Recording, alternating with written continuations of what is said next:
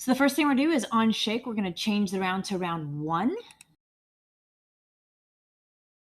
And we also just want to display on the microbit that it is round 1. So we're going to show the letter R and show the number or the value of round.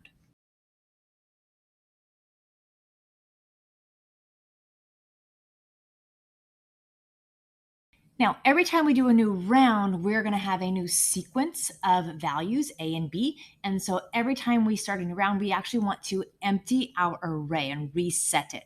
So I'm going to duplicate this block and bring it here.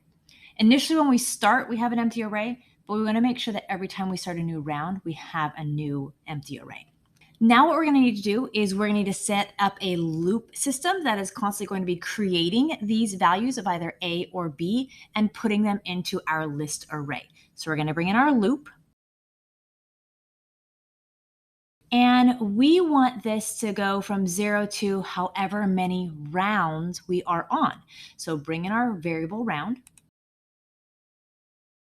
So for our first round, round 1, it's actually going to do 2 letters because remember 0 is our counter, so that's the first time, and then 2, 1, so it'll do twice. So the first round is going to actually have 2 variables or 2 symbols displayed. So we need to create what those things are. So we are going to create a new variable called random value. And I want that random value to just be a random number. I want it to either be a 0 or a 1. So we're going to pick a random number in our math block. So it's either going to pick a 0 or a 1. I want to know what it picked, though. So I need to put that into my array. I'm going to take my array list, and I want to add this random number. So where are my variables?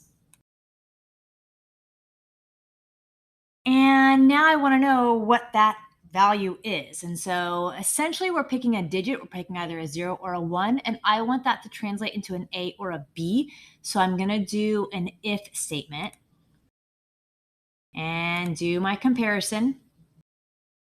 So if my random value is 0, then I'm going to call that an A.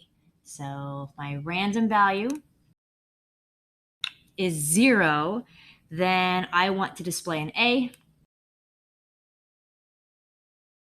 Otherwise, it can only either be 1, and I'm going to display a B. So let me zoom out a little bit. And what's going to happen is when I shake it, it's going to change it around by 1. It's going to show R and then whatever round it is. I'm going to empty out my array. And then I'm going to go through this loop as many times as I have number of rounds. So the first thing it's going to do is it's going to set the random value to either 0 or 1. It's going to take that value, put it into my array. And then if that value is 0, I'm going to show an A. If that value was not 0, I'm going to show a B.